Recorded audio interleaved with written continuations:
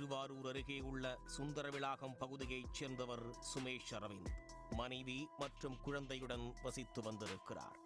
BE civil engineering படித்திருக்கும் Sumesh நிரந்தரமாக வேலை தேடிக் கொண்டிருந்த நிலையில் திருவாரூர் அங்காளம்மன் கோவில் தெருவைச் சேர்ந்த புகழேந்திரன் என்பவர் அவருக்கு அறிமுகமாகியுள்ளார். புகழேந்திரன் அவருக்கு தெரிந்த நண்பர் கோபி என்பவர் பன்னாட்டு பங்குச் சந்தையில் திறமை பெற்ற நபராக இருந்து கோடிகளை எளிதாக சம்பாதித்துக் கொண்டிருக்கிறார் என்றும் அவர் மூலம் எளிதில் பணம் சம்பாதிக்கலாம் என்று புகழேந்திரன் கோபியிடம் சுமேஷை அறிமுகம் செய்ததாக கூறப்படுகிறது. ஃபேசோ எஃப்எக்ஸ் லிக்விடிட்டி கார்ப் மற்றும் ரேஸ் லிக்விடிட்டி கார்ப் என்ற வெளிநாட்டில் பதிவு பெற்ற நிறுவனங்கள் மூலம் பங்குச் சந்தையில் பல கோடி ரூபாய்கள் சம்பாதிப்பதாகவும் அதில் முதலீடு செய்தால் அதீத லாபம் கிடைக்கும் என்று கோபி சுமேஷின் ஆசையை தூண்டியதாக சொல்லப்படுகிறது. நான் 2022 கோபிங்கிறவரை சந்திக்கிறேன். அவர் பிஜே புகழ் அப்படிங்கிற ஒரு நகை செய்கிறவர் மூலமாக நான் சந்திக்கிறேன். இது மாதிரி எனக்கு வேலை இல்லாத டைமில் நீங்கள் அவங்கள்ட்ட என்னை மீட் பண்ண வச்சு இது மாதிரி அவர் ஃபாரெக்ஸில் நிறையா ட்ரேடிங்கில் சம்பாதிக்கிறாருன்னு சொல்லி அவரை இன்ட்ரடியூஸ் பண்ணி வச்சாங்க. அவர் சென்னையில் ஆஃபீஸ் போட்டு எம்டியாக இருக்கிற மாதிரி எனக்கு சொன்னாங்க. நான் அதை சந்தித்து அதுக்கப்புறம் அவங்கள போய் நான் மீட் பண்ணேன். அதை மீட் பண்ணதுக்கப்புறம் சொல்கிறேன், இதுக்கான தலைமை செயலகமாக செயல்படுறது திருவாரூர் ஒரு ஆஃபீஸ் இருக்குது. அதை பார்த்துக்கிட்டு இருக்கவங்க பிஜேபி மாவட்ட பிஜேபி பொதுச் செயலாளரான திரு சங்கர் அவர்களின் கூட்டாளியான புகழும் திரு சங்கரும் அவர்களும் தலைமை செயலகமாக இங்கே இதை பார்த்துட்டு இருக்காங்க. இதுக்கான ஆஃபீஸ் தான் இங்கே இருக்குன்னு சொல்லி என் மூலமாக ஒரு 35 நபர்களிடம் பணத்தை பெற்று அதை ட்ரேடிங் பண்ணி உங்களுக்கு நான் ப்ராஃபிட்டாக தரேன்னு சொல்லியிருந்தாங்க.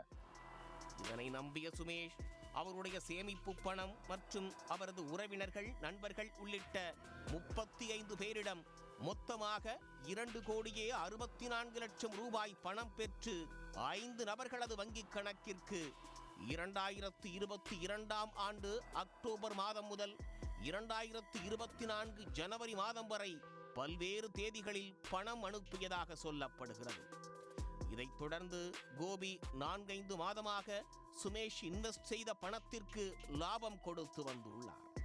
அதன் பிறகு பணம் கொடுப்பதை நிறுத்திவிட்டார். அவரின் செல்போனும் அணைத்து வைக்கப்பட்டிருக்கிறது. கோபியை தேடி திருக்கண்ணமங்கையில் உள்ள அவருடைய வீட்டிற்கு சென்று கேட்டபோது அவரது குடும்பத்தினர் இங்கு வரவில்லை என்று கூறியுள்ளனர். தன்னை ஏமாற்றிய கோபி மற்றும் அவரது நண்பர்கள் 5 பேர் மீதும் சுமேஷ் திருவாரூர் மாவட்ட காவல்துறை கண்காணிப்பாளரிடம் புகார் மனு அளித்துள்ளார். மோசடியில் ஈடுபட்ட நபர்கள் மீது நடவடிக்கை எடுக்க வேண்டும், உடனடியாக பணத்தை திரும்ப பெற்றுத் தர வேண்டும் என்றும் கோரிக்கை வைத்துள்ளார். ஸோ அவர் அப்ஸ்காண்ட் ஆனதுக்கு அப்புறம் நான் அதை மேற்கொண்டு நான் அவர் வீட்டுக்கெல்லாம் போய் கேட்கும்போது அவங்க வீட்லேயும் சரியான பதில் இல்லை. இதுக்கு இடையில எனக்கு சில மிரட்டல்களும் சில தொந்தரவுகளும் வந்துட்டு இருக்கு. இது இந்த கேஸ் விஷயமா என்னோட பணத்தை மீட்டு தர சொல்லி இது மொத்தம் நான் கலெக்ட் பண்ணி கொடுத்த அமௌண்ட் 2,65,00,000. ஸோ இந்த பணத்துல என்னோட பணத்தையும் இன்னும் மக்களோட பணம் 25 பேரோட பணத்தையும் மீட்டு கொடுக்குமாறு நான் இப்போ காவல் ஆணையாளர் திருவாரூர் மாவட்டத்தில் நான் என்னோட வழக்கறிஞர்கள் மூலமாக நான் கம்ப்ளைண்ட் கொடுத்துருக்கேன்.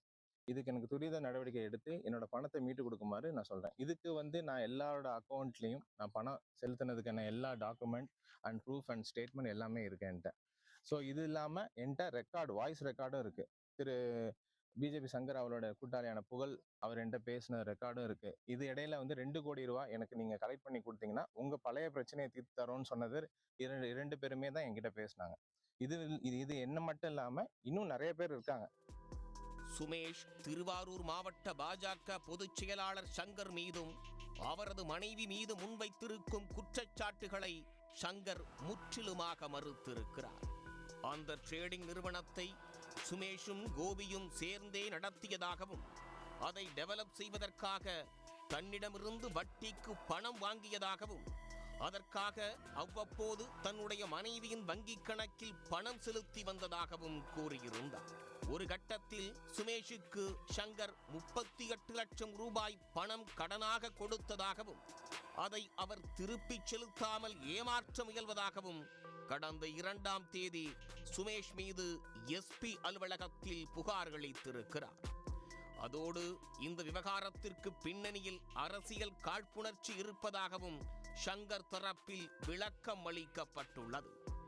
2 தரப்பினரும் மாறி மாறி குற்றம் சாட்டி வரக்கூடிய நிலையில் இந்த விவகாரம் தொடர்பாக முழுமையான விசாரணை நடத்தினால் மட்டும்